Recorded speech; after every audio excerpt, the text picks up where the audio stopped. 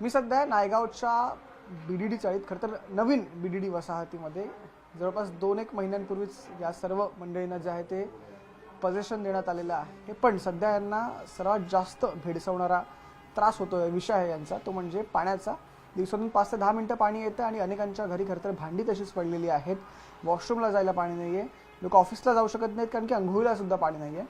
मी अशाच एका टॉवरमधल्या 6 नंबर टॉवरमधल्या 17व्या मजल्यावरती आलो. माझ्या पाठी तुम्ही व्ह्यू वगैरे छान तुम्हाला सगळा मिळेल, पण हा व्ह्यू असून सुद्धा उपयोग नाही कारण की ह्या व्ह्यूची खरं तर या लोकांना गरज नाही. या लोकांना गरज आहे पाण्याची.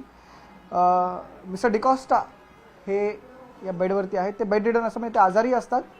काय झालं डिकॉस्टानं? आपल्यासोबत परेरा मॅडम सुद्धा आहे. त्याला डिमेन्शिया होती आणि आता तो एकदम बेडरिडन आहे, चालू शकत नाही. त्याचं ट्रीटमेंट KM हॉस्पिटलमध्ये आहे आणि त्याला कॅथेटर लावलेलं आहे. नोव्हेंबर महिन्यापासून कॅथेटर आहे.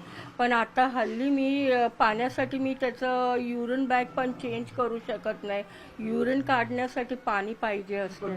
आपण पाहू शकतो की डिकॉस्टा यांना युरिन बॅग लावली आहे. युरिन बॅग आपण ही खाली इथे बघतो, ही युरिन बॅग आहे आणि ही युरिन बॅग जी आहे ही नंतर काही काळाने भरल्यानंतर ती जाऊन रिकामी करावी लागते. पण युरिन बॅग रिकामी केल्यानंतर वॉशरूममध्ये त्या कमोडमध्ये फ्लश करावं लागतं. पण ते फ्लश करण्यासाठी पण सध्या तुमच्याकडे पाणी नाही आहे. खूप भीषण ही परिस्थिती आहे. एखादी व्यक्ती घरी इतकी आजारी असताना घरी पाणी नाही आहे. काय समस्या होतात तुम्हाला?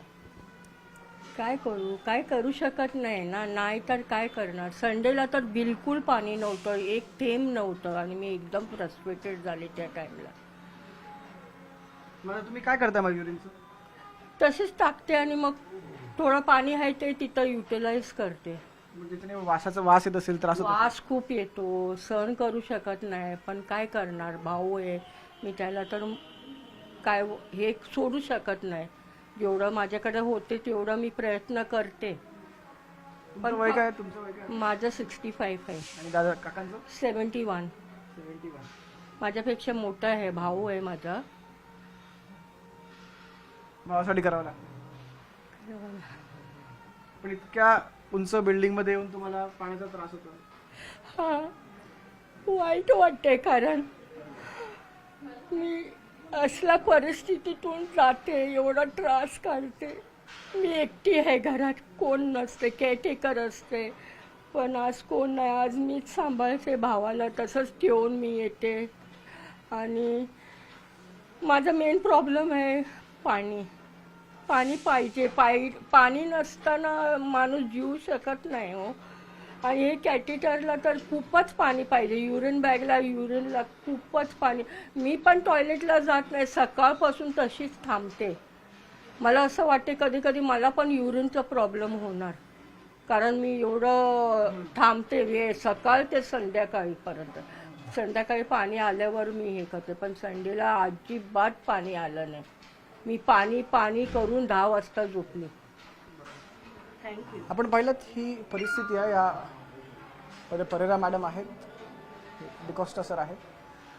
यांना आजार आहे, यांना युरिनची पिशवी लावलेली आहे. म्हणजे युरिन जे आहे ते एका पिशवीमध्ये जमा होतं आणि त्यानंतर ते डिस्पोज करावं लागतं वॉशरूममध्ये. पण ते वॉशरूममध्ये डिस्पोज केल्यानंतर फ्लश करावं लागतं. ते फ्लश करण्यासाठी यांच्याकडे पाणी नाही आहे कारण की गेले काही दिवस पाणी आलंच नाही आहे. थोडं पाणी वापरून ते करत आहेत. त्याच्यामुळे दुर्गंधी असेल किंवा इन जनरल सगळाच त्रास परेरा मॅडम यांना होतो. आणि आपल्याला जरी वाटत असेल छोटासा विषय, तो आपल्यासाठी छोटासा असू शकतो, पण सध्याच्या घडीला यांच्यासाठी हा सर्वात मोठा विषय आणि सर्वात गंभीर खरता विषय.